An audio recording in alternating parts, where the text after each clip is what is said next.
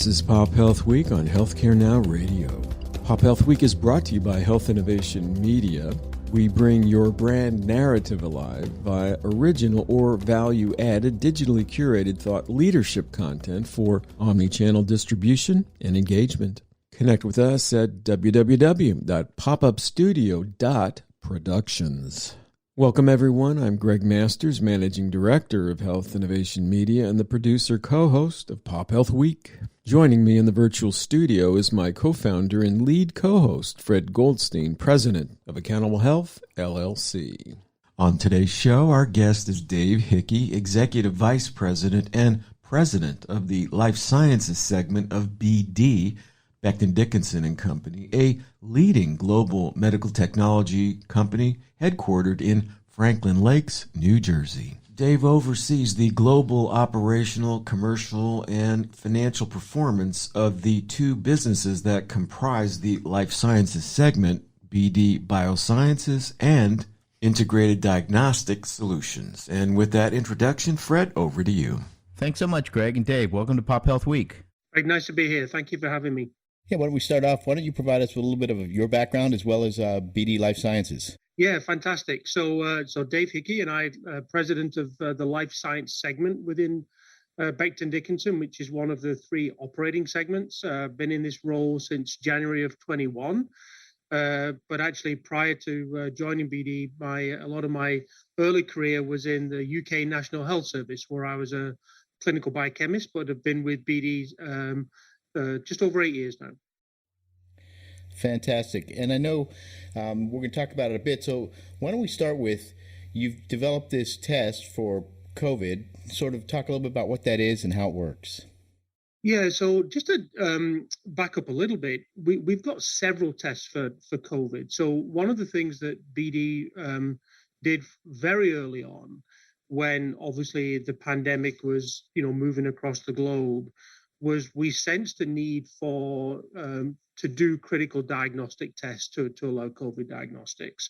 So we actually have several different types of diagnostic tests depending upon the user, whether it's a physician's office lab or a lab. And I'm sure many of your listeners would know around this concept of PCR tests, or these molecular tests, which were primarily the initial lab-based tests. We actually have some of those tests on a molecular instrument that we have called the BD Max. But then obviously you may remember, and I'm sure your listeners would remember, when some of these access to these lab tests were taking a long time and the turnaround time was long, we sensed a real need to develop more of an antigen test, a rapid antigen test. So, and that would really support what we did on the laboratory side. So we have a platform called the BD Veritor, and we developed this sort of what we call a lateral flow, a very simple technology that allows initially a healthcare professional like a nurse, to actually do a test in about 15 minutes, where really the driver was around speed, access, and cost. I think, it was critical that there was a surveillance of the pandemic and not enough testing to be done. So we wanted to develop one of these rapid antigen tests. So initially we developed it for this platform called the BD Veritor. And then we even continued our innovation strategy, and we went and developed this Veritor at home test.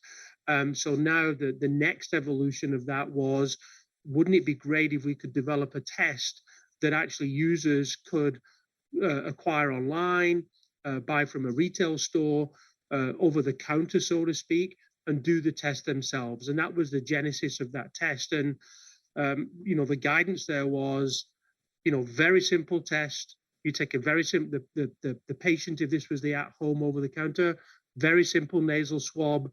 You dip it in a buffer for about 15 seconds. You drop 3 drops onto a chemistry test strip. And then the uniqueness about the test is that we then use a digital app that's on a person's phone, mobile device, to digitally read and interpret the result. And, originally everyone was talking, PCR, gold standard. And as you talked about, there are real issues with that in terms of turnaround time, depending on who was doing it, and you had to send it out. Some people had labs, closer or in their facilities. And but we've really moved now to telling people you should be taking a look at these rapid antigen tests that are done at home. And talk a little bit to our audience about some of the advantages of that. Yeah, absolutely, Fred. So I think the first thing was from a surveillance and a public health perspective, and just helping the nation get back to work, get back to school. What was an enabling technology like a rapid antigen test that people could acquire and confidently do the test themselves? So that was a big unmet need that we wanted to try and address. So that they could do something from the comfort of their own home, test family members, so on and so forth. So that was a big driver for us. But what we also wanted to do was recognizing that, like, doing a test at home would be new for so many people. We would call them sort of naive, first-time users of diagnostic tests, right? They've never done this sort of thing. So we wanted to develop a technology where literally, when we thought about the potential concerns that might be out there of a user, is if I buy this kit or acquire this kit, did I do the test correctly? Am I reading the results properly? And if I need to, am I reporting the results from a surveillance perspective, either into my school or my employer correctly? So we wanted to specifically address those three questions when we decided on the technology. And there are other tests that are out there that are visually read, and where you just use the human eye to read it. And we wanted to take the subjectivity out of a visually read test. And so for us, when we designed that test, we wanted to use a mobile device to be able to read and interpret what the patient was putting onto that chemistry strip, for the patient to be given a very clear, definitive, positive or negative result, and literally to take all the guesswork out of it. We built in a very unique control mechanism, what we call the sample adequacy line. So this is why you might get an extra line on the strip that you're looking at, but that gives the user the confidence that they took the sample correctly. And then from there, we obviously wanted to facilitate automated reporting. So they were the four key elements we wanted to address. You mentioned an interesting point, because as I recall when I did this, I saw the second line, and on most of the tests you do, that's an indication of a positive. And I was going, what is that? But now it makes a lot of sense. So that was the verification that test had been done correctly. Yeah, exactly. So I think, and this is why, one of the things that we did with the application is we embedded the video tutorial, where there was like an avatar in a way that would take the user through every single step in a very simple fashion of how to do the test. And if you've had a chance to look at the test, you see that it goes on a card. And one of the things that we wanted to do was we intentionally don't put any markings on the chemistry strip, because we want the technology to do the results. And to your point, when you look at the visually read, there are maybe one or two lines, and we explicitly will tell the user, don't try and judge the lines. Let the technology prove that you've done the test correctly. So you addressed a couple points that I thought were interesting. One of them is, obviously, you spent a fair amount of time, it looks like, developing these videos within the app that walk the person through it, whereas typically you're unfolding this big sheet and looking at step 1, step 2, and you flip it over for Spanish. Do you have it potentially in other languages yet, or is that something you're still working on? Yeah, so we're it's on the roadmap. Actually, I think the next language is actually going to be French, for some of the work that we're doing to support introduction of the test into Canada. And the other area that I thought was interesting, and we've talked about this for a long time, as you probably well know, Dr. Mina has talked about we should be doing rapid testing. It should be everywhere, readily available, and you test before you go to a restaurant or test before you in the morning, and all those things, which has made a lot of sense for a long period of time, particularly. But the question always was, well, how do you report that? And because you've got an app, I guess can you link that to employers or others so they could get that information? You absolutely can, and that was a critical part of the test strategy, because again, I think what we really felt compelled that we wanted to do as Becton Dickinson as a company was really support the topic of public health testing, and more importantly, surveillance. Right? If the nation really wants to know, how many tests are out there, how many positives, how many negatives, we wanted to facilitate that through the app. So not only would the app make the test easy to do, but when the person downloads the app, puts the app on their mobile device, and we now cover a wide range of Android and iOS-based systems. The user will select that they're acknowledging that the result would be reportable. And it just gives 100% compliance to surveillance. And the nice thing about that is the test can be date and time stamped, so to speak. And if you are a school or if you're a company and you have an organization or an enterprise-wide ID, you could just put your own employee ID number in, or a school number, or an ID that your facility may give you, and then that result would report directly in. And we felt that traceability and that surveillance was important, because I think, we'd seen and heard stories of, on a visually read where you don't have that connected ecosystem where people, I'm going out for dinner tonight, I want to go to a concert, I'll do a test, and I'm positive. What do you ignore it? So we just wanted to take that subjectivity out of it. Yeah, and I think the other important issue with that is the ability to, a lot of employers are saying you pre-test before you come to work, or then they've set up testing at work so that they can validate it. And this way you actually could validate those pre-tests done at another location.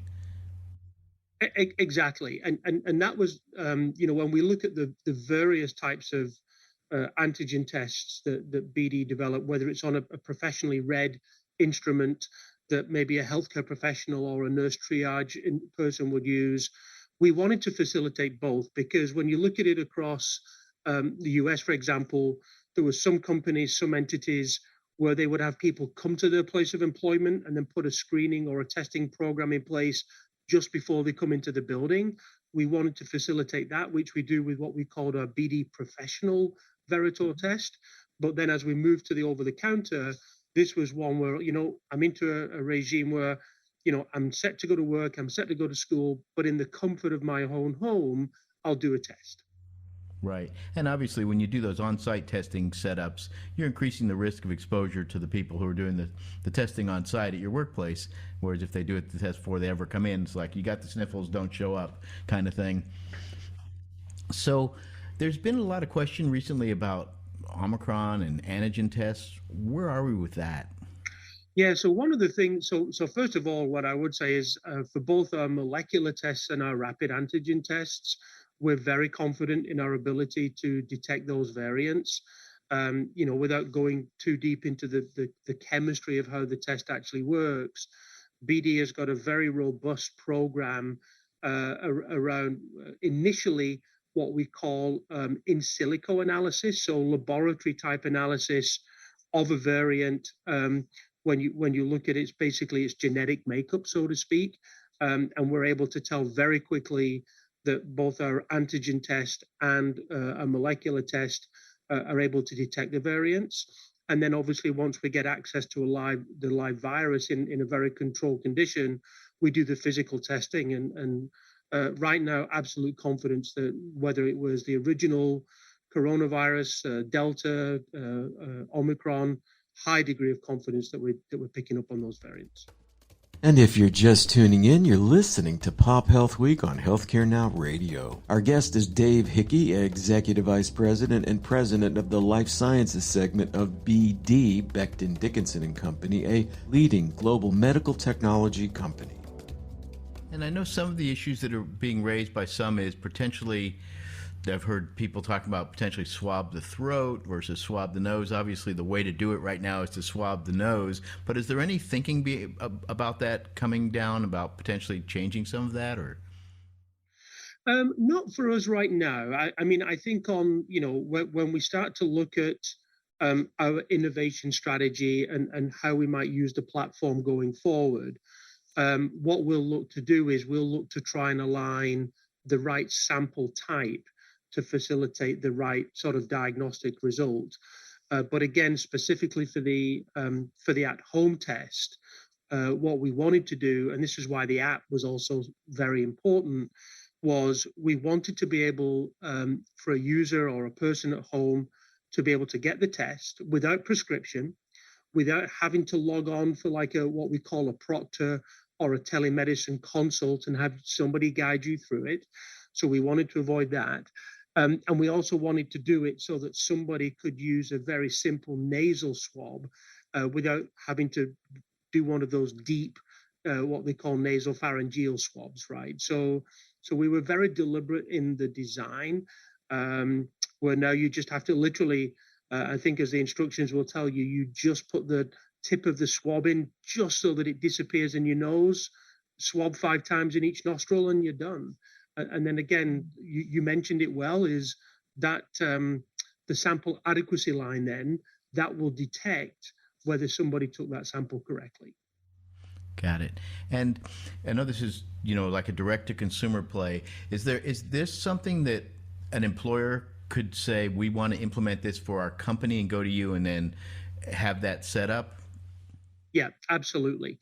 And I think it would vary by state.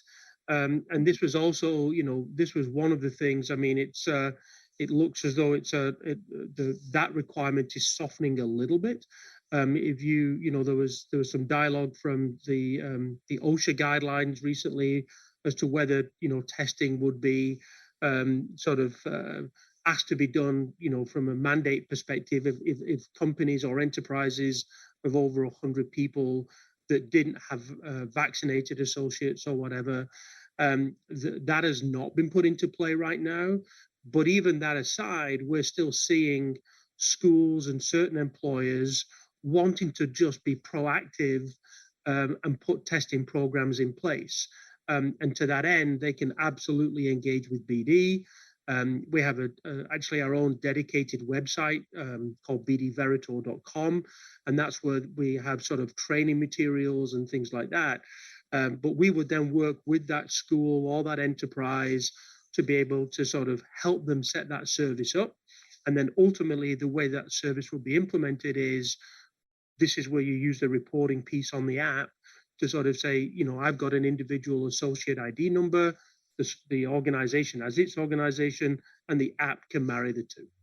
And is that data, you talked about it going up into your system at the site or something, is that set up so that potentially they can import that data into their system if they're looking at monitoring some broader issues like going on with some of their employees? Yeah, if they wanted to. So again, we're very transparent with with the prospective users of the test. So there is an ability to both federally and state report, because obviously the requirements are different by entity as to where you are.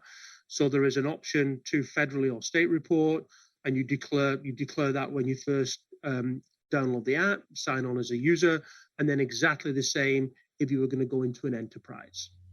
Right, because then they can, I've seen a number of different dashboards organizations are using to track this information, obviously with HIPAA and meeting all those requirements. And I assume you've built all that into the system as well. Yeah, a very critical piece of that. And in fact, for those that are aware of the BD Veritor at-home test, you'll notice that one of the things we did was we entered into a very strong collaboration with a company called Scanwell, which was actually the foundational app architecture on the mobile device. And actually, just before the end of calendar 21, we actually acquired Scanwell. So Scanwell is now a part of BD. Because I think one of the things that we've really noticed is really driven, I think, enabled by the COVID diagnostics and at-home testing is we think there will be a trend over time for more and more diagnostic testing to be potentially done at home. And we think that sort of architecture platform, like an app, as more and more tests get developed, will be fundamental, and compliance of how those tests get reported is a critical piece of that. That's fascinating. That's just where I was about to go. So you built this to then go ahead and look at potential future tests down the road that might be direct to consumer or something like that, and link that in through this exact system you've already built. Exactly. So I think two things there are that if you look around the world, and if you look at what the pandemic has brought over the last couple of years, there probably isn't a person on the planet that has not heard about COVID diagnostics, or a COVID test, or an at-home test. And I think what, and for as terrible as the pandemic has been, it's really shown the value of clinical diagnostics and the role of diagnostic medicine in the delivery of healthcare. And the fact that not every test has to be done in a lab, that, some tests can be done very quickly, very easily, in a remote, decentralized, at-home environment. We think there's a lot of work to do, but we think there are other types of tests that are sort of ripe for this type of technology, that we've talked to previously. I mean, you think around the potential of a combination test of flu and COVID on a similar device, because, again, I think the world is still watching, and I think that the current question on many people's minds is, once the vaccinations take hold, and does this become more of an endemic respiratory virus, sort of akin to the flu season? And if it did, and you get into a respiratory season or a flu season, and you or I get a sniffle, as you call it, or a temperature, first question on your mind is, do I have flu or have I got COVID? And I think these combination tests are going to be so important. And from a technological approach, it uses the camera. So I assume there's some way you verified that is really getting the right image, or the pixels, or whatever it's doing to pick that up.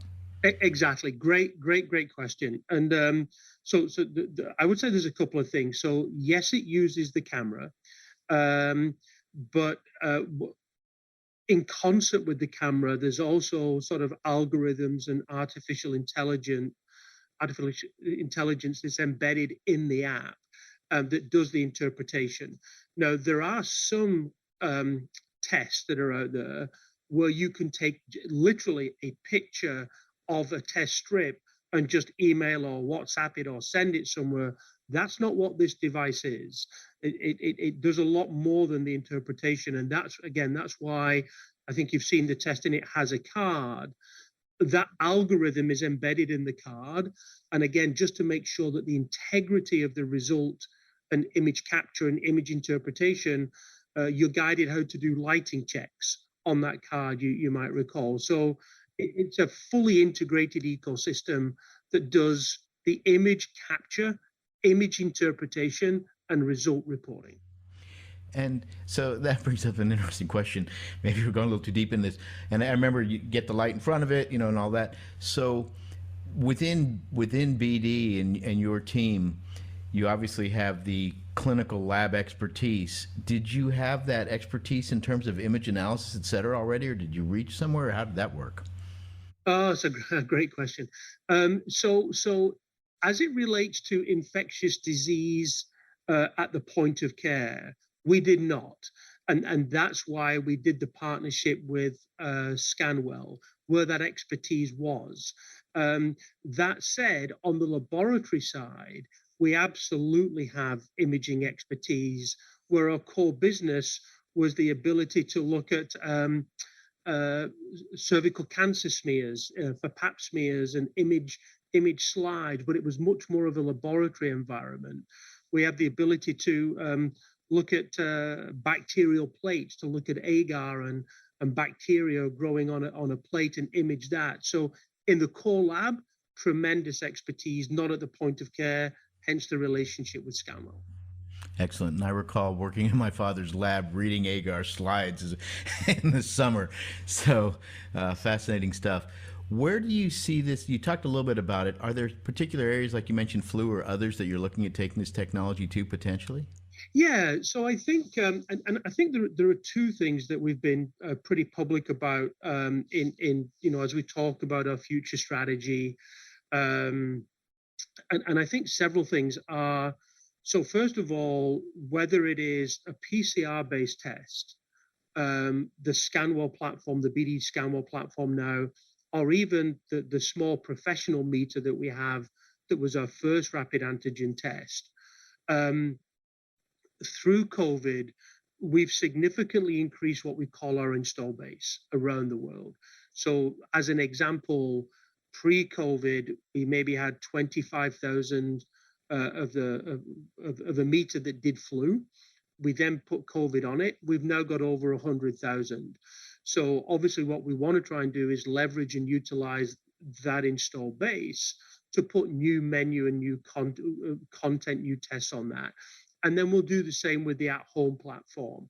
So I think, you could imagine, and the question we would look to answer is, what's the type of tests that if I could do simply and easily through an over-the-counter type of application where I can get a quick insight and then quickly call my doctor or not, that's the platform that we will use. And one of the first ones that we're looking at is this combination test of flu and COVID on the same device. Fantastic.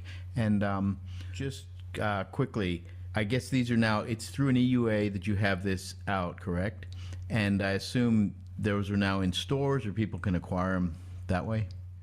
Yes, exactly. So the test, again, given the relationship we had with the FDA, which put this EUA, the emergency use authorization mechanism, in place, that was the enabler.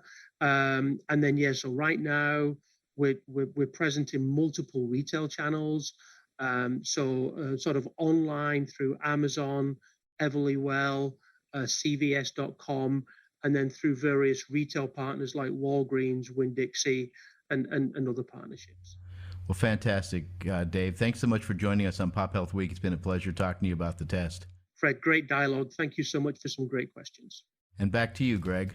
That is the last word on today's broadcast. I want to thank Dave Hickey, Executive Vice President and President of the Life Sciences segment of BD, Becton, Dickinson and Company, for his time and insights today. Do follow BD's work on Twitter via @BD Biosciences and on the web at www.bdbiosciences.com and Integrated Diagnostic Solutions at www.rapidmicrobiology.com. And finally, if you're enjoying our work at PopHealth Week, please like the show on the podcast platform of your choice, share with your colleagues, and do consider subscribing to keep up with new episodes as they're posted. For PopHealth Week, my co-host Fred Goldstein, this is Gregg Masters saying bye now.